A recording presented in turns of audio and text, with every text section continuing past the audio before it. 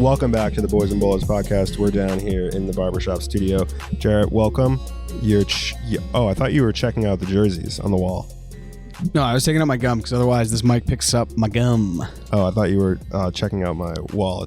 Yes, you do have a very nice wall of jerseys. I mean, I have my Drogba down here, my favorite jersey of all time, and it just stays down in this museum. And I have also a pile of jerseys over here. What do we got? We got... what jersey is that one again? Can the mic pick up me like ruffling around this? This is La Liga team. It is... Oh, God, what is this? I don't even know if they're in La Liga. They are in La Liga.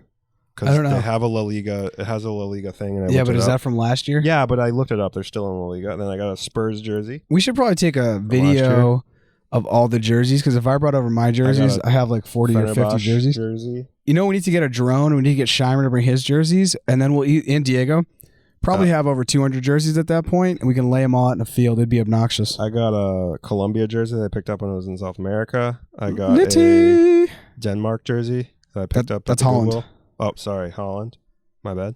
Don't know my countries. Don't know your countries. I got a Elche jersey. That's another La Liga jersey. I think that's one of your coolest jerseys. That's a cool one. It's a cool one. The green and white. I do like I've worn this one out, like to the club around town. Yeah, to the club.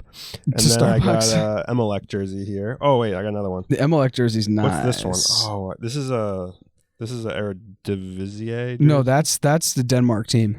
That's a Denmark jersey. A Danish team, I think. It's a Danish team. It's like a tag on it. I never worn it. Mm-hmm. That's a lot of jerseys. You have a like, collection. You have quite collection. The amount. Shout out Away Days if you want a jersey collection like Massachusetts company. Yes. At Away Days. A Commonwealth company.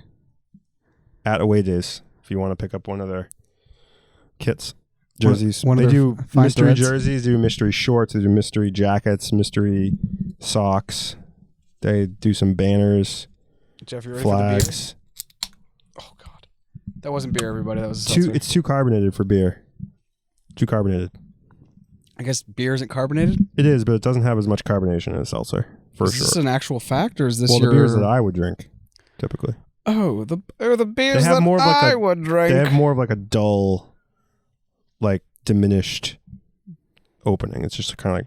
Do college kids still drink shitty beer, or because there's now so many IPAs everywhere, they're like into IPAs? That's a good question. I feel like maybe seniors are into IPAs, but freshmen are still like slamming Natty Lights. Bud Lights. Anyways, you want to talk about soccer? Well, I mean, there was Champions League today. A result that I was not surprised with. I was surprised that Liverpool didn't score more at home, but at Anfield. But seeing Villareal fans, it was kind of like I watched the game with Corey Maguire, who's a Liverpool fan. And he was like, I was like, what do you think the halftime talk is going to be? And he was like, honestly, that both teams should continue to do what they do. Because at that time, it was 0-0. Liverpool were playing well, and Villareal was defending well. And I actually think the Villareal fans leave Anfield, and they're okay with it. 3-0 is impossible to turn over against Liverpool. 2-0, you get a counterattack, and then you get a penalty. And maybe you lock it down. I was very surprised, however, at how bad the Villareal goalie was. I just thought throughout the game, he just made not good decisions. And he hardly, throughout the entire game, actually caught the ball. He was always punching the ball out. Well, they're not a very good La Liga team. I mean, they're in like 8th place in La Liga, so they're not even finishing in Europe this year. Achi machi. They do have a coach, Mr. Good Evening, Unai Emery. Know who started on the bench? And I was actually kind of bummed that he didn't play, but it makes sense because he's not very good. Jaboy, Serge Aurier. Oh my God. Well, Lo Celso got all the run. Lo Celso played, I think, full 90. I think he played the full game. Yeah, he played fine. He actually looked okay. He was fine. I don't see a way that Liverpool aren't in the final. And if we want to talk about the other game that happened, the 4-3 Wild Fest, when they go back, Man City You're talking about Man City versus Real Madrid. Yes, thank you. La Liga versus the top team of La Liga versus the top team of the Premier League. Who do you think goes through there? It's going back to the Bernabeu with only a 1-goal deficit, with no away goals, no home goals. So last time they beat Chelsea 3-1, and then they lost 3-2. So they need to like what I'm saying is last time in Europe, they were at home, they lost by a goal. Now they need to at least win by 1 goal to force overtime. Do you think they're doing that? Probably not, unfortunately. I think it really just comes down to Benzema. Yeah, I'm going to root for Real Madrid, which is a weird vibe. Yeah, I'm rooting for Real Madrid too. Corey was too. Sorry, all you City fans. I don't want that to happen. But I do think if City play Liverpool in the final, it will be out of control. Because City... Another all-English final, by the way. Another all-English final. And City will be in their second back-to-back final. They could also lose this. It's a very big potentiality. I'd say they have a bigger chance to lose this one than they did last one. Question for you. Answer. You haven't given it yet. I'm going to ask the question. I know what the question is. What's the question? I want to hear what you think the question is. The question is, if Liverpool and City play, who is the number 1 player ever? No, that's not that wasn't good. My question for you. Sorry. I'm sorry. You're horrible. That was bad. That was bad. No, do you think that if City lose or win, I guess, right? You go either way, Pep leaves? That's a very good question. It's much better than my number 1 player ever comment. I do not know. I mean, if he doesn't win the Champions League with this City team, I don't know. I just don't know. He hasn't won the Champions League. The last time Pep won the Champions League was in 2011. And yet people think he's the greatest coach of all time. He was at Barca, had arguably the 3 best players ever to play like together in a cohort. I mean, they were the top 3 in a Ballon d'Or voting. I don't think it's ever happened where they've all been on the same team with Iniesta, Xavi, and Messi. Then he goes to Bayern. He's there for a long time, wins a bunch of leagues. It's still the Farmers League that it is today, with Bayern just always win the league. Then he goes to City, turn that into a Farmers League, just continually wins that league, essentially, depending. Obviously, Liverpool won it and Chelsea won it in between that.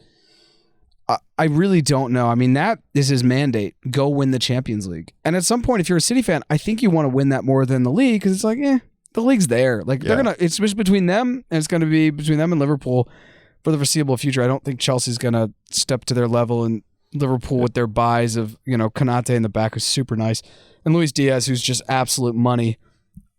I have to think that if he doesn't win it, and he's going to have the entire summer of like no international soccer, this is the time for him to step away and start to think about after the Brazil job.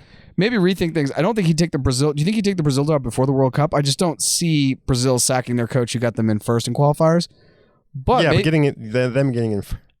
Come on, that's not like a reason. Well, it's going to be. It's always between them and Argentina. And Argentina just won the Copa America and still have Messi. I mean, all things equal, maybe he steps away and then has a whole summer with Brazil and does all the international friendlies that there's going to be, and and just kind of hangs out and rebalances life. I don't know. If he doesn't win it though, it's like, dude, you've had team after team after team that have dominated the domestic league go into this intercontinental tournament, and he just can't figure it out. Well, I think Liverpool are a better team. I think Liverpool probably are going to win the Premier League and the Champions League. I actually think City are going to win the league, but I think Liverpool will win the Champions League. That's my because I don't think City are going to drop points. If that happens, that scenario where City, no, flip it. If City win the league and lose the Champions League, that's a failure for them. Oh, for sure. Yeah, they're set up. That's a team that's set up to win the Champions League right now. They should tie or beat Real at the Bernabeu. This Real team isn't that amazing. You have Nacho in the back. Carvajal is like God. Carvajal is like an off-brand Azpilicueta, but worse. But City's defense isn't that good. Oh, City's defense isn't great either. Comparably. All things equal, City have to win the Champions League this year. Like, this is getting ridiculous. Like, they should have won it last year, but Pep just decided to play 10-6s instead of putting Rodri in there to like hold and swing and win balls. If they get to the final, though, I think all the pressure is on City, and Klopp has no pressure. He has zero pressure.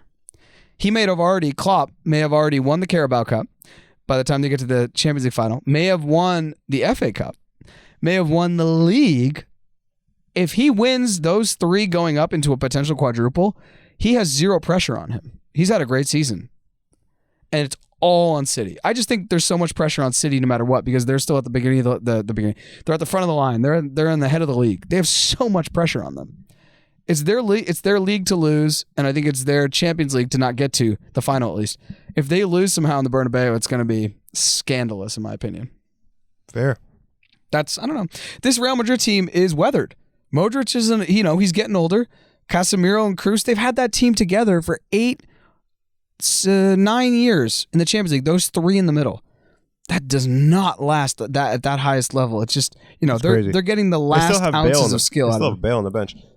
Mike, let's change gears a little bit. I want to ask you about a new format change that they've got proposed in the Champions League. In Champions League. How do you feel about it? I will remind the listeners that it's going to be the final will stay the same, just a one game, and the semifinal will be one game. It'll switch from home and away to just a one game, and the semifinal and the final will be played out in basically 7 or 8 days. And so the semifinal will play, and then a few days later you'll play the final, and I think it'll be in the same city. It's going to be in the same venue.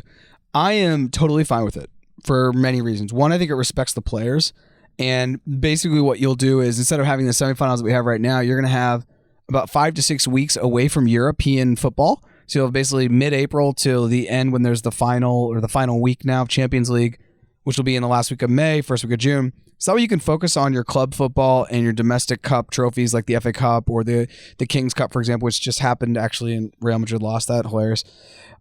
And then I think I love it because then it cuts down. Takes 2 games. It's 1 less game for players, 2 less games overall.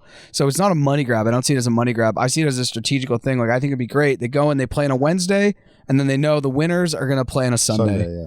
And do something like that. Give the players enough time. The families can go, and it's like the transition into the break. I actually love the idea. I don't think we need a home and away always, and it's just going to be a neutral ground where they'll play. You kind of set up, this everyone gets the same circumstances type thing. I personally love it. I actually didn't mind the Champions League having knockouts during the COVID and the lockdown, just a one-off. A lot of people hated it, but I was like, honestly, it's more like a regular tournament. What it does is it gives, for me, in my opinion, it gives the chance to the weaker team. Because on any given day, any soccer team could beat another soccer team at the professional level. It has happened. Crazy things have happened. I think the reason why to do it is it makes it more compelling. It makes more people tune in. You're more likely to watch that first game or that semifinal game than watching the semifinal game than the next leg. Because think about it, if a team's already blowing a team out, you're not going to go tune in. All the drama happens in the second leg. All the drama ever in Champions League always happens in the second leg because that's normally historically if the games are close. If the games are close. Even if they're not close. The PSG beat Barcelona 4-0. Either way though, I could see why the organizers would be like, well, I think we'll maximize eyes on the games if we just make it a one semifinal, one final. You know what I mean? I think it's also, if you're looking at it from an economic standpoint, it's better for the venues. They're going to have these teams and fans. If it's in Paris, for example, the final this year is going to be in Paris, they're going to have teams and fans that will come into Paris. Say it's a Wednesday, Sunday split. They're going to come in on Tuesday night, and they're not going to fly till Monday. That is thousands upon thousands upon thousands of euros just being invested in local economy, whether it's hotels and Airbnbs, breakfast places, eateries, restaurants. I think it makes it more into a little mini tournament, and that's exactly what they're going for. I am totally on board with it. I think it's great. Other changes that they maybe want to make, like FIFA, I know this is a UEFA thing, but this is one of the few changes I'm actually kind of cool with, which is not always the case in club soccer or European soccer. Yeah, I don't think this would have came up if they didn't do what they did during COVID, which there can be some benefit to only having the one game. Yeah, I'm excited. I also think that you don't need 180 minutes to figure out which team is better. I know that there's the home and away component, and that's for the fans. You just don't need that much time. I think the one-off is the most true thing because the most brutal game in soccer is the final because anything can happen. We've all seen games that happen, and you're like, how did that even go that way? Chelsea's won 2 Champions Leagues where they probably shouldn't have, but we pulled it out.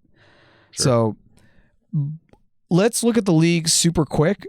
What happened this week? Christian Pulisic saved Chelsea, I'll tell you that much, to kind of make our imprint on the top 3 pretty solidified, I'd say. Tomorrow there's a Chelsea game. We are on match day, good God, match day 35, and we just finished match day 34. Anything of note from this match day? Arsenal beat United. United are dog shit. United, okay, right. United are dog shit, something we already knew. Brentford tied Tottenham, which isn't a bad result for you guys. Burnley beats Wolves. Yes. Without Sean Dyche. I mean, it's getting ridiculous. Liverpool beat Everton, and from the first whistle, it was embarrassing because Everton were just dark arts the entire time, throwing themselves on the ground. And honestly, I felt bad for Franklin because he has to go put his neck out for Richarlison, who was just flying. Like, Richarlison basically brought a beach towel, put it down, and just was laying on it the entire game. Yeah, I don't know how he starts for that Brazilian team because he's not good. I mean, I do. Good. They love divers. Oh, they love divers. That's true. Well, I just hope that Neymar doesn't even play. That's like my go-to. And so who said it? I think John Scheimer said today, he said the Brazilian national team is just so stacked, and he's so right. They are freakishly stacked right now. And if Neymar allegedly is showing up to PSG practices like intoxicated or hungover to a point where like he smells like alcohol, he's just not the guy. And honestly, they play better without him. They play a more fluid game without him. I don't know. Do you want to talk anything else? Like, this week was kind of me. Well, it solidified that it went from a 50-50 chance for Everton to get relegated to like an 80% chance. I think you tweeted like 70%, but I'm more like in the in the 80s now. It's pretty bad. It's pretty dark. It's super dark. I think, let's look at the bottom of the table. So Everton now have on 29 points on 32 games. Burnley, well, they have a game in hand on Burnley. Burnley have played 33 games and have 31 points, but Everton's last, we're just going to remind the people at home, Everton's last 4 or 5 games here, or 6 games, are brutal. Everton's last 6 games are, once I get to the thing. 6? They have 6 games left. Oh, yeah. Because they have a bunch of makeups. They play Chelsea, Leicester, Watford, who's battling for relegation with them, Brentford, which is a brutal team to play right now, Crystal Palace, not fun, and that game is going to be at Goodison, so at least it's not at Selhurst. And then they play Arsenal on the last day, where Arsenal could be trying to get in top 4 on the last day, and Everton could be trying to stay in the Premier League. That game may be on the last day one of the more fascinating games to watch. You have the relegation and the top 4 battle. Other than, a City-Liverpool split screen if you want to be looking at that to see who wins the league. But you want to just look at week 35? Nothing really. Week 34 was kind of me. Yeah, I mean, yeah, it was just kind of whatever. Me. All right, week 35, Saturday. Newcastle, Liverpool. I do not see a way that Liverpool and City drop points for the rest of the season. If they do, it'll be a surprise tie. Yeah, just a tie. Just a tie. And if City tie, that would be phenomenal. Just to spice it up. Yeah, I could see City tying. I don't see Liverpool tying. No, Liverpool are free. Liverpool, Mane's back. Salah. Luis Diaz. Oh, God. He's so good. I got Liverpool 2-0 on this, and I didn't even see if it's at St. James. I still got Liverpool 2-0. Agree. Next game is Wolves-Brighton. This is going to be a pretty good game. Brighton's in 11th. Wolves is in 8th. Wolves is playing pretty well. I was surprised that Wolves lost to Burnley, to be fair. I'm going to go with Brighton on this because I went low Wolves over Burnley, and I was very wrong. I'm going to go Brighton on this. Do you want to know? Nope. The goals got this. It's at Molyneux, too. Next game is Southampton versus Crystal Palace. This is kind of one of those games where neither of these teams are going to be relegated. So it's just kind of like, same thing with Wolves and Brighton. We're starting to get to the end of the season where maybe we don't even focus on these games. What do you think? They're just non-consequential at this point. Yeah, I mean, whatever. Okay, on to the next. Sorry, Southampton and Crystal Palace fans. Next game is of consequence. It is Watford and Burnley. You're not sorry. I'm not sorry. That's fine. Next game is Watford and Burnley. Oh, yeah. Vicarage Road, so Watford will be home. And Watford's trash. Burnley got this. Watford is in 19th on 22. Yeah, they're basically relegated. So the only thing they could do is spoil Burnley. But Burnley away. If Burnley score first, they win. That's my thing because they're just going to stack human bodies in the goal. Sure. Yeah. I still think they're just going to outplay Watford. They're trash. Next game is Aston Villa Norwich City. This game is interesting because Aston Villa can still get into Europe, even if it's Europa Conference League. The game will be played at Villa Park. I think Villa win this. I think Villa need to win this. I'm going to go Villa 1-0. Not really exciting, but yeah, I think 2-1 Villa. So the next game is Jesse Marsch. If you saw his interview, he was saying that they're going to go out against City. and they're going to obviously try to win. I mean, they're not going to sit there and just like sit back. They're going to go for it. So Leeds versus Man City, I would love personally. It's at Ellen, so that's, I guess, good. I mean, playing the empty hot isn't that difficult, I guess, but they're at Ellen Road, and I would love to see Jesse Marsh allow the Fenway Group to win the Premier League. Okay. Very American. Some very American vibes. I only outcome I can see that would be positive for Leeds is like a draw. So maybe 2-2 I'm hoping for. I'm just thinking a draw. 2-2 draw would be, it's the 12:30. It's the last game, 12:30 Eastern time. It's the last game on Saturday. That would be, it's probably the only game I'm going to watch on the Saturday. Yeah, probably same here. The next day, Sunday, we have Everton, Chelsea. Chelsea plays Man United tomorrow for week 27. We had to play because we had FA Cup stuff or something. So we play United tomorrow, that's good for you as a Tottenham fan and Arsenal fans because you want us to tie. So we all drop points. Yes, we would like a tie out of that one. I think Chelsea will beat Man United tomorrow, obviously because they're garbage. But they play Everton on Sunday. And by the time they play, Norwich will have played, Watford will have played, and Burnley will have played. So Everton will know how dire it is for them to get points. Obviously, they want to get any points they can. This game is played at Goodison. I dislike Goodison. We have not played there well, in my opinion, in the last couple of years, even if we won the game. We'll be playing against Franklin Lampard. What do you think on this game? Is there a way Chelsea drop points? Yeah, there's always a way Chelsea drop points if they start Lukaku. Oh my god, dude! You know when he started the other day against West Ham? It was the first time he had started a game since February. It was literally 2 months to the date. He didn't start against West Ham. He did start against West Ham. He was dog shit. No, you guys beat West Ham. No, you guys. We beat them, but he started and we were dog shit. And I don't think he didn't start. He started against Arsenal. No, he started the previous game where you lost. Oh, did he start against Arsenal? I think so. Oh, maybe he didn't start. He didn't start. You're right, he didn't start. But anyways, when we brought Pulisic in, he saved the day.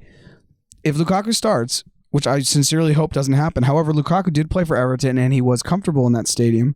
Maybe I'm just hoping Tuchel doesn't play Lukaku for the rest of the season. But Chelsea have once again screwed ourselves because we have this $100 billion asset that is so useless.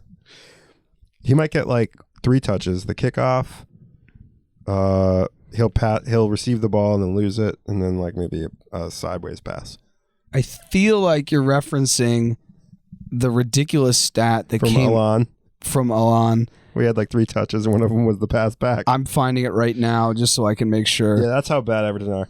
It said Everton's Alon completed 1 successful pass in 73 minutes against Liverpool. It was from kickoff. That's how much. He's a holding midfielder. He should be winning the ball every once in a while and making a pass to keep control. I mean, that is how bad. It was literally a clinic. So I got Chelsea winning this. I'm excited for it. The next game is Tottenham-Leicester. These games, first time in many moons that our teams play at the exact same time. So Tottenham-Leicester is going to be a better game than I think I'm thinking, but it's going to be you're at home. So is there a way I'm thinking you beat Leicester, though. Especially because Leicester have to play a Conference League game midweek. Yeah, on that Thursday. This Thursday, tomorrow. We're recording Wednesday. And I don't think that Leicester are very good. I mean, they've been without Vardy all season, missing his goals. And that's where they are. They're missing 15 goals from Vardy to put them into 6th or 5th or battling for that position where United are, you know. If they don't have a goal scorer, they can't. Madison only can do so much, and he's been injured too. And Barnes is good, but like, meh. And then they had Barnes, Tielemans, Madison, Vardy. They had some guys, but Madison just not there. Keeps that whole midfield going, and he's been like in and out of the lineup. Yeah, okay. And so, yeah, they're just not a very solid team. And like their defense has been poor, and they give up a lot of goals. I just don't see Spurs giving up a goal. I could see them winning probably 1-0, hopefully 2-0, but. I'm thinking Sunday is a big thing for top 4 for you. Yeah. Chelsea. Every game is for the rest of the season. Every game is. But this game especially just this Sunday morning because Chelsea will play. I think we'll win. Then I think you're going to beat Leicester at home. Then the next game, which is probably going to be one of the games of the week if I had to pick, West Ham Arsenal. And it's at London Stadium. So West Ham will be home. They've come off this loss where they played decently well. They really never threatened Chelsea, whatever. I think it would be sweet if West Ham could beat Arsenal. It's a rare time when I root for West Ham, but right now we both want Chelsea and Tottenham to win and then West Ham to beat Arsenal. I think Arsenal are going to get lucky again. West Ham have to play a Europa League game that they desperately want to win because they want to get, they want to be in that final. That'd be great for them to win a trophy. That'd be crazy if West Ham won the freaking Europa League and we're in the Champions League next year. I mean, that'd be unbelievable for David Moyes. But either way, I think that I think that Arsenal are going to get lucky with a beleaguered West Ham team again, and they're going to get a victory. It's unbelievable the luck they have with these last 6 or 9 points that they've had. A Chelsea team that played literally just sent out a B team, and then they played last week against who they beat. I don't know. They beat somebody last week United, who just have been crumbling. A Ronaldo-less United. Was it Ronaldo? No, was that the week he wasn't playing? No, he was playing. Did he score play? A goal? He did play. Sorry, I was thinking of the Liverpool. He week. scored a goal, but United's defense has gone from okay to absolute dog shit. Harry Maguire is a shell of himself. They got Lindelof back there. They've got we talk about it every week. Is like a Frozen character. They don't even play Eric Bailly because he's so bad. They've got Wan-Bissaka who can't defend. He's I don't even think he's a defender, a real defender. He's a Jedi. Obi-Wan Bissaka. Wan-Bissaka. He's so brutal. Luke Shaw's been MIA. I think he's dead. I don't know what I actually think for Luke all you Shaw Star Wars died, fans, I think United's back line is Obi-Wan Bissaka, Luke Skywalker Shaw. I got to think of something for Harry Maguire. Well, I mean, it could be Harrison Ford. It could be a Han Solo situation. Harry Han Solo. And then who's Lindelof? Princess Leia. Leia, dude. Princess Lindelof Leia. There you That go. is honestly United's vibe. And then De Gea would be Yoda. Oh, I was going to say Super Chewbacca. wise. You're going to say Chewbacca? That's a vibe too. That's a vibe too. He's tall. He is tall. Tallish. Yeah, he's tall. What's he, 6'5"? He's a big guy. Yeah. NBA. So anyway, I think Arsenal have had some luck in these last couple games. Well, if Arsenal win, Chelsea win, and Tottenham win, very Nothing likely changes. scenario. Nothing changes, Nothing and the changes. top 4 continues to be contested. If any of those teams... I just hope Arsenal tie. I don't know how it happens. I don't know if Ronaldo pulls the rabbit out of his hat and scores 9 goals. I don't know, but just a tie. How Ronaldo? They're playing West Ham. Oh, sorry, West Ham. I mean, if Ronaldo got a trade to West Ham and I didn't know, I'm not paying attention. I'm gonna have to edit that one out. No, keep that in. Deep That's a lore. good one. That's Deep I lore. haven't even been drinking or smoking or anything. That's just straight. That's stone cold sober, folks. Well, when you're sober, it's weird. It's weird. It's weird. It's a whole different vibe.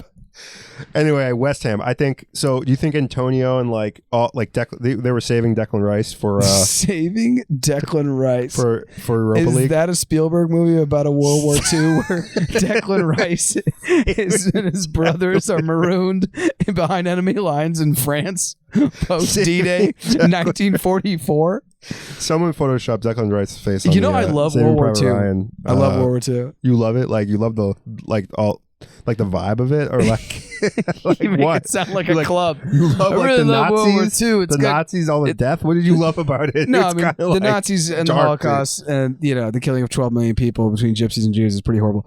I'm just saying I think World War II was our finest moment as American holding passports. Yeah, American citizens holding passports. We were we could be proud to be because we saved.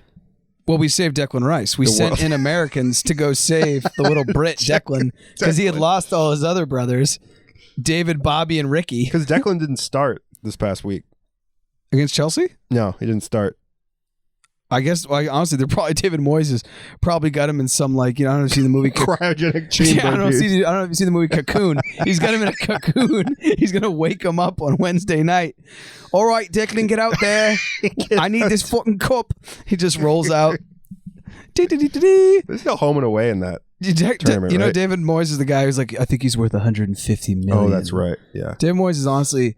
I'll never make the mistake again. I'm never selling Declan Rice, ever. David David Moyes values Declan Rice the way Dr. Evil valued his company when he woke up from cryogenic freeze and forgot $1 million.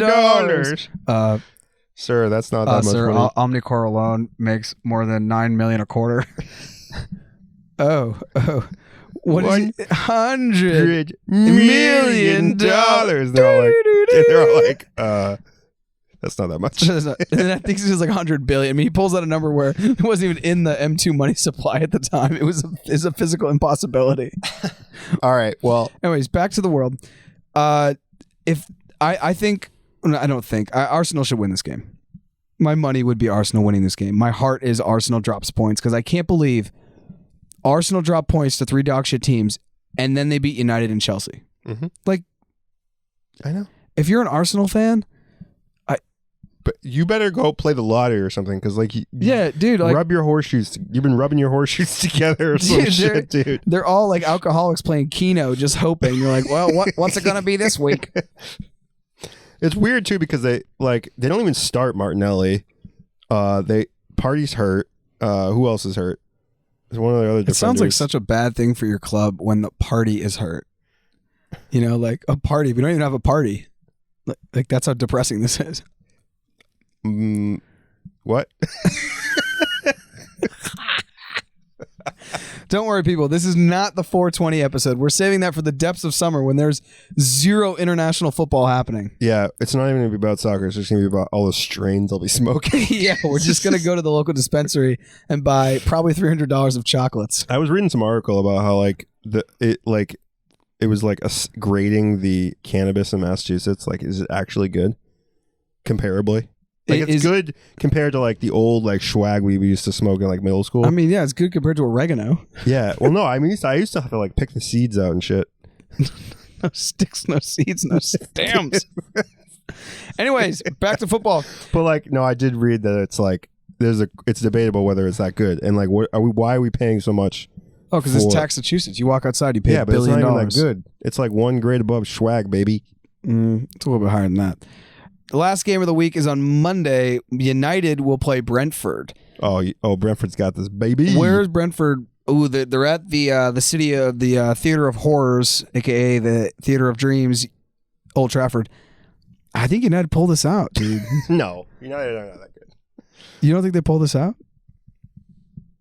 No, Christian Eriksen's going to score. He's been looking really nice. Maybe like a I am so surprised that he... Okay, so like... In the past, I've said that he'll never play again because I didn't think the liability a club would take it on. Obviously, he signed all these NDAs. So if he dies, the club's like, well, that sucks.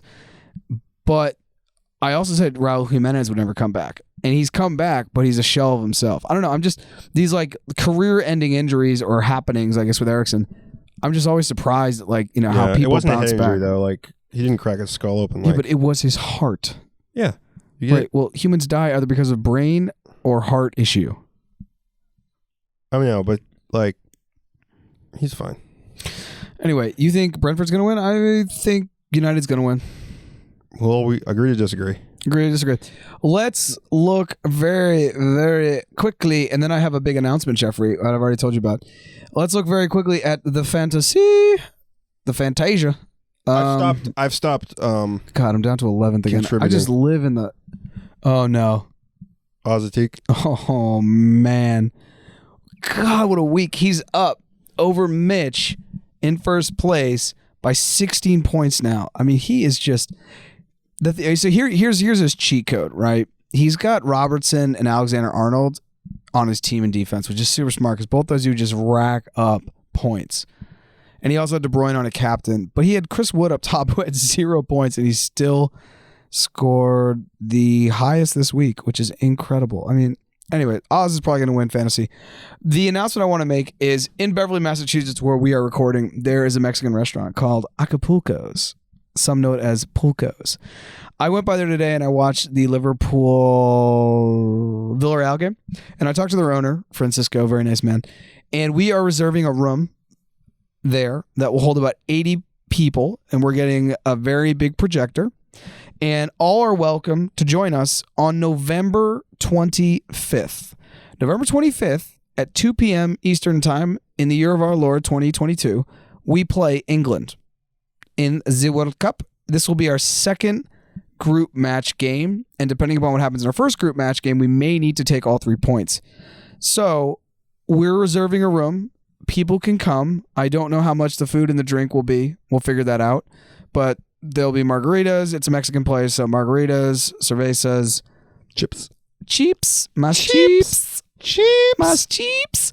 And there can only be 80 people. So if you hear this and you want to be in and you're local or you're going to fly in, because obviously I know Mitch wants to come up from Florida for sure.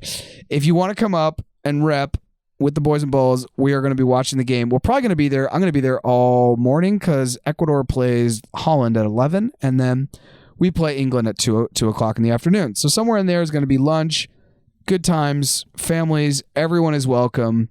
It's around Thanksgiving time. It's the Friday of Thanksgiving, so it's Black Friday. So if, somebody wants to go out and shop that day, let them go. Come watch the game with us.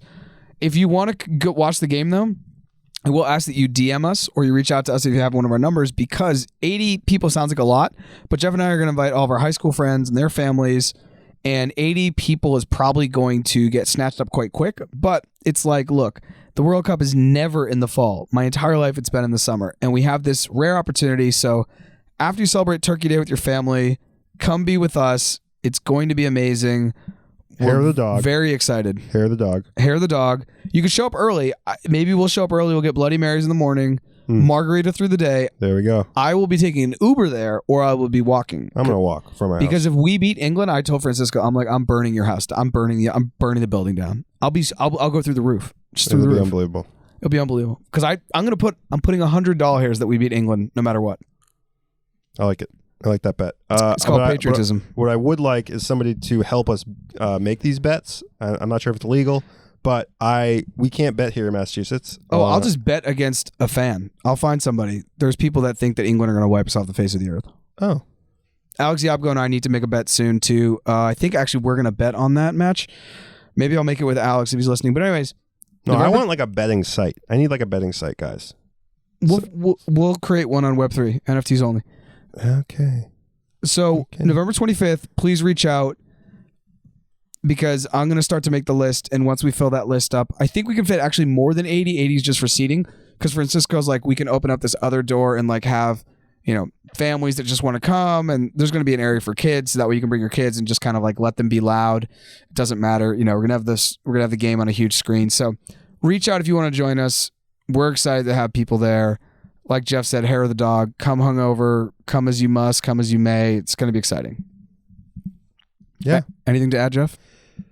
I'm trying to think of any interesting stories, interesting happenings. My daughter played her second soccer game.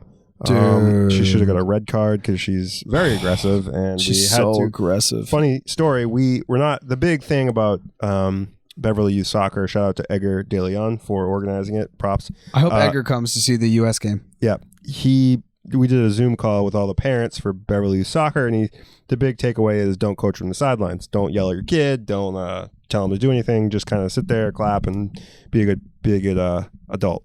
Well, my daughter is bodying little 4-year-olds off the ball and like falling over and doing a Neymar Richarlison like pretend injury spiel, and Jen and I are watching and trying to hold back and saying, Nora, like, don't do that. But you're not supposed to coach. You're supposed to kind of let the coaches do their thing. But the coaches are new and like not like they're inexperienced as well, and they don't want to tell the kids. So they're kind of so we had to email the coach Sunday or whatever it was, a couple days after, and just say, look, Nora is a pretty aggressive and doing not the right things. Please, if you need to like tell her like not to do that, that's totally cool. We're okay with that. Like, and the response was, very tactful. Like he was like, yeah, she's really good and aggressive and she's doing the right things. And if it gets out of hand, we'll tell her. But you could tell that he was just like, So I might have to become the moral of the story is I might have to become a coach. I feel like the Bolos should take over technical direction. We'll show up all black, scream at the kids, wind sprints for the 4-year-olds. Nora is a mix of like Gattuso and Messi. She scores all the goals and she has the craziest tackles, dude. Yeah. Here's the thing, like women, girls, I guess I should say, girls up until like 14, up until puberty hits, are so much more like in tune with their bodies and athletic than men when it comes to soccer, especially. Then puberty will happen and hips happen and, things slow down a little bit. Like this, the biology kicks a little bit. But Nora's going to be dominant over everybody for a long time. She's so good. She's very good. And she's like really good. Ezra, we brought the boys mistakenly to the game. Again, we won't do that next week. But Ezra is really into soccer. He really loves he's very dribbling. Good. Yeah. He got really angry and just started screaming for the last 10 minutes because all he wanted to do was run out in the field, all the fields, wherever we brought him, and just start kicking the ball around. He may be the player. He may be the one. He's the one who's going to retire you and Jenna when he's playing in the Premier League. Owen may be like into Fortnite? Yeah, maybe Fortnite. Maybe bowling. Dude, if you got sick at bowling, that'd be pretty litty. Would be. My respects. Big ball, little ball, candlepin? Big ball. Big ball. Well, we're now talking about Jeff's family life, so I'm going to hit it with the old ciao. Ciao. Thanks for listening to the Boys and Bolos podcast. You can find us on Facebook, Twitter, Instagram, Patreon, Twitch, at Boys and Bolos. If you'd like to be a guest, please reach out. You can hit us on any of the social media accounts that Jeff just mentioned, or email us directly at boysandbolos@gmail.com. Thanks for listening, and see you next time.